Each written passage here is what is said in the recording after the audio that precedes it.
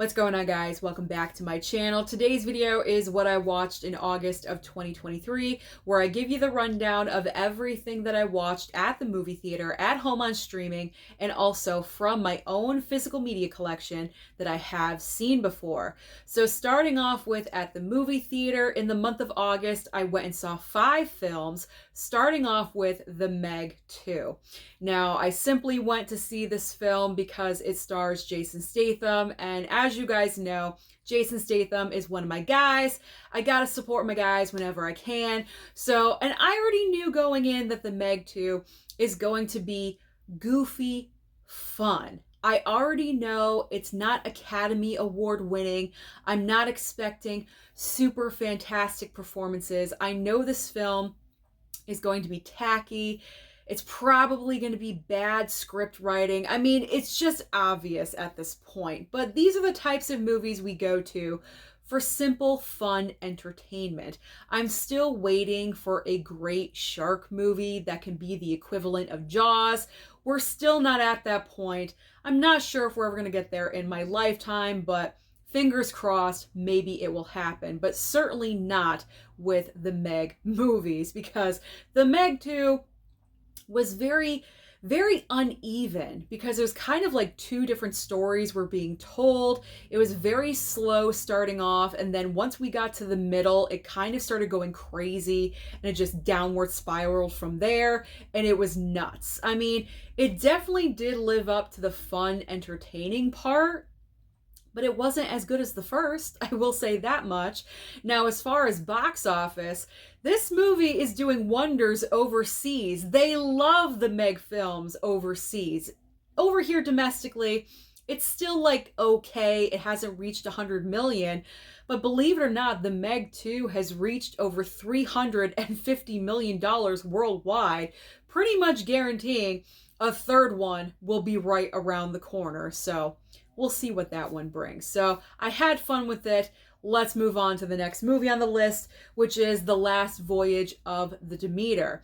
Now, when it comes to my monster choices, my number one choice is vampires. So when I heard about this movie and I first saw the trailer, I really wanted to check it out, because I love vampire movies. It's been a while since we've had a decent vampire film, so I was really optimistic going in. I'm like, yes, this is gonna be good. I like the whole vibe of the film. It's dark, it's creepy, and I did enjoy it, and I did talk about that in my review. However, the one big negative about this movie for me was the repetitiveness of the way the story was told. That was my big negative, but other than that, I enjoyed the movie. Now, it's not one of those films you absolutely have to rush out and see at the theater. You can definitely wait and stream it at home. Okay, third movie on the list, surprisingly enough, is Blue Beetle. I went to go and see Blue Beetle at the theater. I wasn't sure if I was going to, because it is DC, and DC has been having a really rough go of it, especially with, Black Adam, Shazam 2, The Flash. It just has not been doing well as a franchise. We know this. We know this, but I wanted to give this movie an honest chance. And I will say that Blue Beetle is a basic good origin story. Does it have a lot of similarities to Iron Man, especially with the whole suit situation? Yes, it does. I'm not saying that they're taking from Iron Man in any way, but it's extremely similar. And it is a very basic origin story. However, I will say what I love most about this movie and what is at the heart of this film is the family element. If you took out the family, I'm not really sure what you would have for a movie, because the family is such a centered, it's the center of the movie. That's it. The family is the center of this film. So if you took away all the family members, I'm not really sure what you would have left to work with. But I really enjoyed the element, and it's really unfortunate that this film got messed up with all that's going on with DC and the reboot and the future, because I would have liked to have seen what this film could have done if DC just kind of stayed the way it was going, or maybe if we waited for the Gunverse, to see what James Gunn would have done with this movie, with this character. Who knows? Is he going to be a part of the Gunverse? I honestly have no idea. I don't even think James Gunn knows, to be honest, because it just seems like he makes a lot of promises and he doesn't keep any of them. So who knows if we're going to see Blue Beetle again, but it was a cute movie and I'm going to pick it up on physical. Both of those steelbooks, because we're getting a Best Buy and a Walmart, both of those steelbooks are looking pretty nice, I will say. I may do a double dip on Blue Beetle. All right, next up. Talk to Me. And I'm not saying talk to me, baby. I'm saying the horror film, Talk to Me. So I was not sure if I was going to see this movie at the theater. And I mentioned this, I believe, in yesterday's video because Talk to Me was one of my favorite films from the past 3 months during the summertime. And I was kind of hesitant about seeing the film because I'd seen the trailer a few times. They really marketed this movie well through trailers because right now, obviously, with the strikes going on, no actor can promote. So trailers are really the driving force for promotion for movies right now. And they were showing this trailer constantly for Talk to Me. And I wasn't sure. I was kind of freaked out with it, about it. And I said to myself, do I want to go alone? I'm not sure. I don't know, because I prefer slashers as my favorite subgenre from the horror genre itself. Like, kind of like ghostly possession movies are not high on my list. I kind of get freaked out a little bit. So I kind of stepped outside of my comfort zone and I went and saw this movie in the theater. And I gotta say, I was so impressed with this. It's not a perfect film. There's a few flaws here and there, but I will say what I will give credit to this movie is that it's probably, so far anyway, of 2023, the most creative, original idea for a horror film that I've seen so far this year. Because we've had a lot of sequels. We had Scream 6, we had Evil Dead Rise, sequels, prequels, things like that. We're getting The Nun 2, we're getting Saw X. These are all sequels. But Talk to Me was such a great original concept. And what's even more fantastic and so inspirational is that two brothers from YouTube created this film. And that is just such a great story. And I said that again in my video from yesterday. So I really enjoyed Talk to Me. I think I gave it 4 or 4.5 stars. I may have given it that little extra half star, pretty much for the originality of the film. I really enjoyed it. I'm definitely going to pick it up on physical. I can't wait to watch it again because I feel like it's one of those, maybe I missed something. And with a rewatch, I'll catch it and it'll make more sense. So I really enjoyed it. If you haven't seen Talk to Me, go and see it. Go and check it out because you will not regret it. And the final movie I saw in theater was Gran Turismo. Now with Gran Turismo, I gotta be honest, I wasn't like jonesing to go and see this movie at all whatsoever. I was kind of like, yeah, I guess I'll go and see it. Like, I wasn't totally thrilled with it. Now it does star David Harbour, and David Harbour is one of my guys. Like, I love David Harbour. He's, my like ideal physical looking type of man. Let's not even go there. This is not Movies&Sue dating service. But anyway, so that's kind of the reason why it pushed me to go and see it, to support David Harbour. And I have to say that knowing that this was based on a true event, a true story, I believe that's the reason why I enjoyed the movie more. Like I said, I wasn't overly excited to go and see the film, but when I was there in the movie theater, I gotta be honest, there was a couple of times I looked at my phone. And I never do that. But there was a couple of points in this film I was a little bored. And for me, that means that they could have cut out probably 10 minutes of the movie. The big problem I had with, or not the big problem, but probably what could have been eliminated from this movie was the entire love story, like secondary storyline with the main character. I don't give a crap. I don't care about your love interest. This is not what the movie is about. This is about you, the main character, being chosen to be an actual race car driver when you've only played the game, that's what the focus is. Who cares about this like random girl that you've been like crushing on for so long? Like, who gives a crap? That could have been eliminated right there. I think if they took that secondary storyline out, I probably would have enjoyed the movie more, because having that storyline in there was just breaking it up. And the flow of the movie just wasn't going as I wanted. So that's when I looked at my phone. In fact, I'm remembering every time I looked at my phone, which I think was twice, was when the girlfriend, whoever she was on screen. Because I did not care. I didn't care. So because of that, that was the big drawback. But other than the lame love storyline, I ended up enjoying the movie. I'm not sure if I'm going to pick it up on physical, though. I'm not sure. Maybe a Black Friday deal. I really don't want to pay full price for it, though. I don't know. That one is a question mark. Okay, so that was everything I saw at the theater. Now, what did I watch at home on streaming? We got some options. No, not options. We got items, I should say. All right, here we go. Looking at my notes.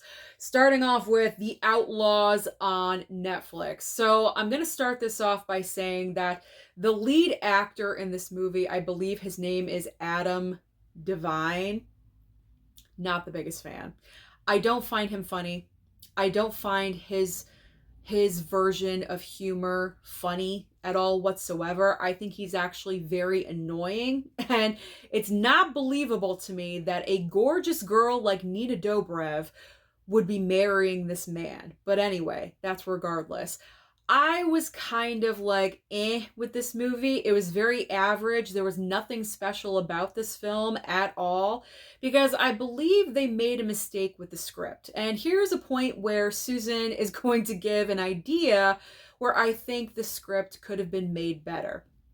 Because you have Adam Devine and Nina Dobrev. They are engaged. They want to get married, but he's never met her parents before. So that's what this movie's all about. But it turns out that her parents are criminals. But here's where it didn't work for me. Nina Dobrev's character is completely unaware that her parents are criminals.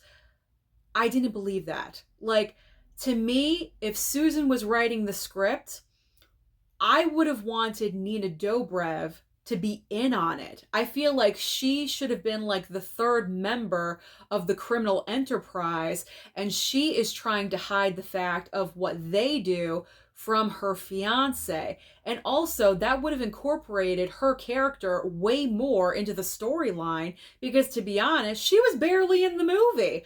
I mean, she was hardly there. There was really no point for her to even... Why even use an actress like Nina Dobrev? You could have just picked out anyone like, oh, you look fine, and put her in there in the movie.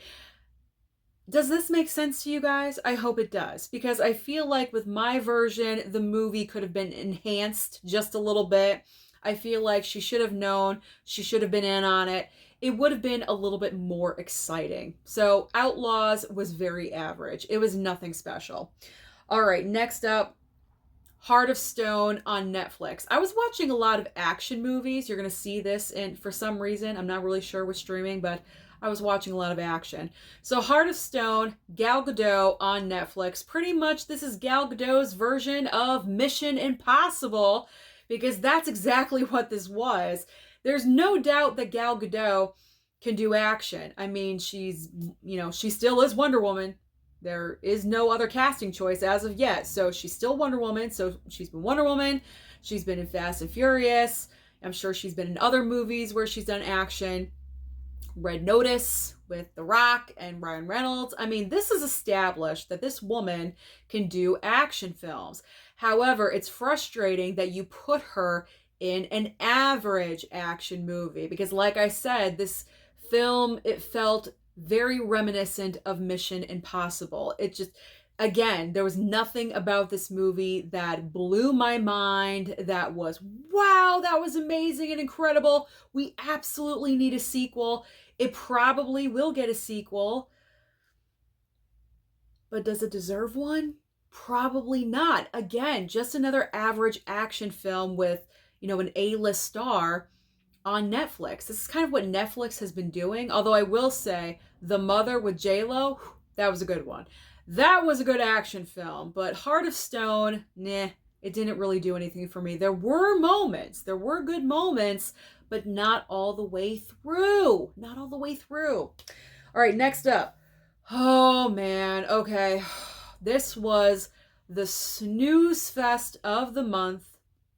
And I say that literally because fell asleep during it, no surprise there, but I finished it, and it is Asteroid City that I streamed on Peacock. And let me just tell you that I am so happy that I streamed this instead of just picking this up on physical, because I was bored out of my mind. This movie is by Wes Anderson, and I think that this film just really cinches it for me that Wes Anderson is just not my kind of director. His movies, I'm just not interested in. I always like to give something a chance. I really do. But Wes and I are kind of having this pattern. I'm just bored with his stuff. It's just so boring. I will say the positive, the major positive with Asteroid City. It looks like no other movie I've ever seen before. The production design is incredible. If this movie got nominated at the Oscars for production design, I would have no issue at all whatsoever, because it looked fantastic. But the entire concept of the movie, I had no clue what was happening. I didn't know what was going on. It was such a waste to me, a waste of time, a waste of an amazing cast. You have ScarJo, you have Tom Hanks. Margot Robbie is listed in this film. She's literally on screen for about 3 minutes and 45 seconds. That's it. Like, I can't go on a tangent about Asteroid City. I have way too many other things to talk about. But do I recommend this film? No, I do not. And if you are curious, then stream it on Peacock, because you do not want to pick this one up. All right. Next on my list is Only Murders in the Building Season 3 on Hulu. I recently watched the first 2 seasons of this show. I became a major fan.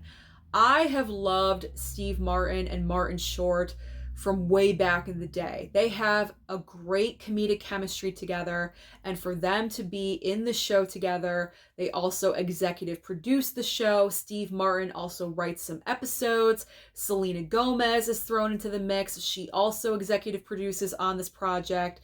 I love the mixture of these 3 different personalities, trying to figure out, the murders that are going on in the building. But I do have a problem with season 3. And season 3 is still happening. I think there's a couple episodes left to air. But my major complaint is that the 3 stars, the glue, the center of the show in season 3, are not interacting as much as I would like them to, as they have been doing in the past. And that's what was so great about the show, is because you have these 3 personalities that really wouldn't go together. Well, Martin Short and Steve Martin, yes. But Selena Gomez, you'd think, no way would Selena Gomez hang out with these 2. But she does. And that's what's so refreshing about the show. But they kind of all have their own storylines happening in season 3, so they're not in as many episodes together. And that's what I don't like about this season. Now, I'm not sure if season 3 is going to be the last of the entire show, if this is it, because, I mean, honestly, how many murders can you have in one building before you think, wow, why do we live here?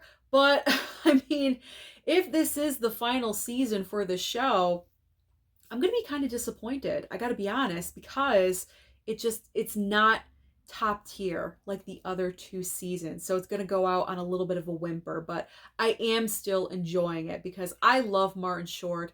He's one of my favorite comedians like ever of all time, and he has great one-liners in the show, and I just love and adore him. All right. Let's move on from Only Murders in the Building.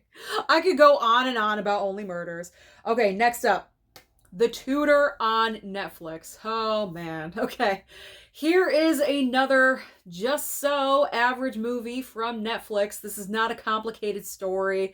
This is about a guy who is a tutor. He gets assigned a brand new student, and he's kind of like from a richy rich kind of family. He's getting paid an obscene amount of money to tutor this kid. And what ends up happening is that his student becomes kind of obsessed with him, and there's this entire storyline happening from the past. And I will say that there is a twist in this movie that was refreshing because I did not see it coming. And when there is a twist that I don't see coming, I really enjoy that. But other than the twist, I was bored with this film. I mean, honestly, the only reason why I watched it was because I had about 90 minutes to kill, and that was the time frame for the movie, and I was like, okay, I'll watch this. So that's really the only reason why I watched it. I can't necessarily recommend this movie to you because there's just so many other options out there, so I would avoid The Tutor. You don't need to see that one either. What's going on with Netflix? They got to step up their game when it comes to movies. All right, another Netflix film, The Pope's Exorcist. So this is not actually a Netflix original. This came out in theaters, and because with the streaming deals, anything that is Sony goes to Netflix because Sony does not have its own streaming service. So The Pope's Exorcist landed on Netflix, and we're kind of getting into like more Exorcist movies because the original Exorcist is coming out on 4K in just a couple of weeks, and we are getting The Exorcist Believer in theaters at the beginning of October. So I'm kind of in that mood, I guess, to watch an Exorcist film. So I checked out The Pope's Exorcist, and again, not a fantastic film. It doesn't live up to The Exorcist because out of any demon possession film, The Exorcist, the original, is kind of like the king. It's the best of all time, so it's not up there by any means. It's not the worst movie I've ever seen, but it's so-so. It's average, it's in the middle. Russell Crowe, he was fine. Average performance, nothing super fantastic. Although I will say at the end, they do kind of allude that they're going to leave it open for possible sequels in the future, so we'll see what happens, but I will say I'm happy again that I did not pick this up on Blu-ray and that I chose to just stream it because it is kind of a one-time watch. And if I do want to watch it again, then I can just stream it. I can just stream it very easily. So just so-so with The Pope's Exorcist. All right, next up. Oh, get ready for me to gush because this show was so good. Special Ops Lioness on Paramount Plus. If you guys have not been watching this show, you need to watch it. It just concluded its final episode this past Sunday. It's 8 episodes long. It's a military show all about kind of like it's obviously a special ops group that they put in. It's hard to explain. Strike that, reverse it. Let me try to explain this better. They put in kind of like a decoy to get closer to their target, if you know what I'm saying. So there's one person, a female, that's why they say lioness. So they always use a female pretty much. And she is the decoy that they use to get closer to their target. And then they have the group that goes in, rescues her. That's pretty much what the show is about. This show is amazing, and I feel like no one has been watching it. I feel no one has been talking about it. It is an amazing show. It stars Zoe Saldana, also Nicole Kidman. They also executive produced this project, and I love that because this show is all about strong female performances, and that is what I like to see. Females are at the front and center of this show, and I love it. Morgan Freeman is also in this show. He's not in every single episode, but he's been in about, I think, 2 or 3. And it's just a fantastic show. I cannot say enough about this. And you know me, I don't gravitate towards military or war content right away, right off the bat.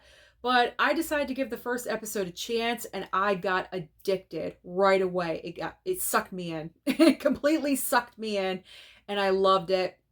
So if you have Paramount Plus, please do yourself a favor and watch this show because it is incredible. And I really hope we get a second season because they kind of left it open-ended and I need more of it. I need more.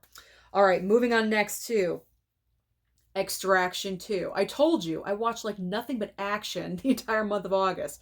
Extraction 2 on Netflix. I finally watched this. I feel like this movie has been on Netflix for like 2 months now, and I finally just got to it. So the first Extraction film, really enjoyed it. But that's no surprise because Chris Hemsworth is amazing at action. He is absolutely incredible. I believe Sam Hargrove, he is the director, and he was actually a stuntman, I believe, on the Avengers films. So that's why the action sequences are filmed in such an amazing way. And the choreography of all those sequences are so amazing because it's coming from a stunt person that knows what he's doing. Surprise, surprise! What a refreshing concept and refreshing idea.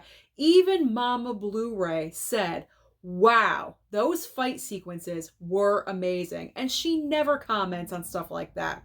But anyway, Extraction 2, so much better than the first one. Why these movies are not in theaters boggles my mind because Extraction 2, as of right now, is one of the best movies of the year to me because it was non-stop action. It was go, go, go. You took a little break and then we're go, go, go again. It was incredible. Loved it. We need a third movie. Not sure if we're going to get one because everything going on with Chris Hemsworth. But if we do get another one, I will be so grateful that he does one because I know he's going through a lot of personal things right now, but he's amazing in these movies and we need a third one. Loved it. And finally, when I make this face, you know it's not good because I watched Skinnamarink. Skinnamarink on Hulu. What in good God's name, and I don't like to say that very often, but what was this movie all about? What was the point of this movie? Okay, let me back off from the camera. I'm getting a little bit too close. All right, I chose to stream this. This did come out on physical, probably I'd say a couple weeks before it came out to streaming on Hulu. And again, it was one of those cases I decided to play it safe because I was not sure whether or not this was going to be worth it. So not worth it. So I feel bad for anyone that picked up Skinamarink because it is dog shit. Okay, so I am sorry if I'm offending anyone. If you loved Skinamarink, if you think this is like some kind of next like high concept horror idea and you're the biggest fan of the movie, if I offended you, I apologize. I'm not here to do that. I'm just giving you my honest opinion about what I thought about these movies. And Skinamarink is not it for me. It's not it for me. The description of the movie is this. A father and 2 children. The children wake up and there's no doors or windows in the house. So that's pretty scary, right? Like if you're a kid, you wake up, you're trying to find your dad. Maybe you had a nightmare or something. You can't find him because there's no doors or windows. So that's creepy. That's a great concept right there.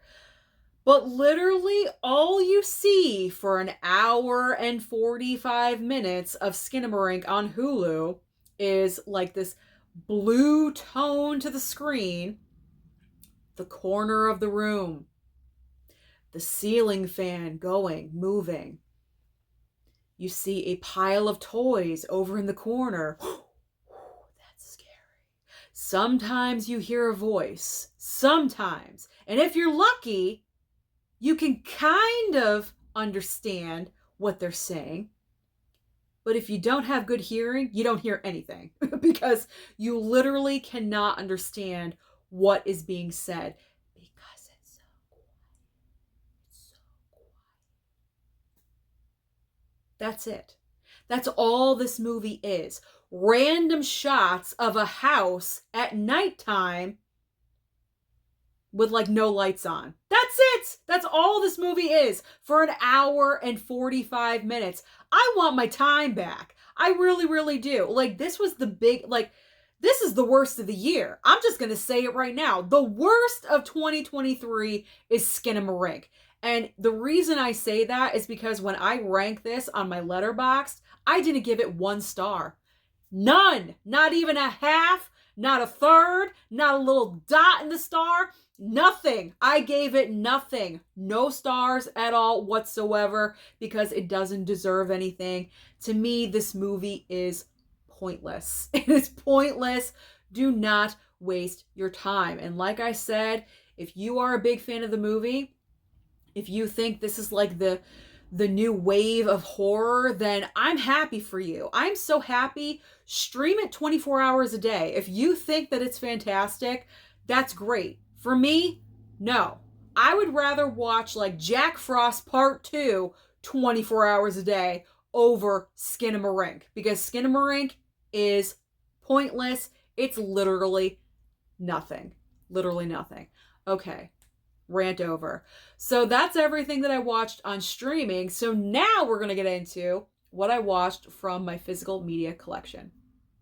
All right, getting into what I watched from my collection. I didn't watch too much because I kind of like to focus on never seen it movies, new releases, and streaming, but there was a few movies that I wanted to revisit for certain reasons. So in August, it was the anniversary of Freddy versus Jason. I like this movie. I'm probably in the minority on this, but I really like Freddy versus Jason. It's fun. This is a fun horror movie, and I'm sure everyone that just watched my rant about Skinamarink and they love that movie are going to say, Susan, you love Freddy versus Jason. Yes, I do. You want to know why? Because there's things happening in this movie other than Skinamarink where they focus on the corner of a dresser or whatever. Like, there's really nothing happening. There is fun to be had with Freddy versus Jason. Like I said, it was the anniversary of its release. I think 20-year anniversary, something like that. So I think everyone on that day watched Freddy versus Jason because when I was scrolling on Instagram and social media, it seemed like everyone was posting that they were watching this movie. So that was kind of fun. All of us in the community were watching this at the same time on that day or night or whatever it was. So that was amazing. So Freddy versus Jason. One of my favorites. It's in my top 10 of all time. The Breakfast Club. I rewatched The Breakfast Club because my Weird Science 4K from Arrow came in and I thought it would make a nice double feature. I wasn't really feeling great that night, and as I always say, 80s movies are a comfort for me. They always make me feel better for some reason, so I wanted to do a double feature of Weird Science 4K and also another John Hughes movie, and so this was my go-to, and I chose The Breakfast Club. And that is the criterion, by the way. And the final movie is very simple. It is the Texas Chainsaw Massacre. Texas Chainsaw Massacre. Best slipcover of the year. I'm still saying it. Best slip of 2023. So the reason why I rewatched this one is because the date in the movie of the supposed true story happened on a date in August, and it was like the 50th anniversary. Lots of anniversaries going on in August. It was like the 50th anniversary of the events in this movie. That was the reason why I watched it again. So that's it. The eye. So that's everything that I watched. Everything I watched at the theater, at home on streaming, and also from my physical media collection. So comment down below and let me know what you watched in August. Don't forget to like and subscribe before you leave, and I'll see you next time.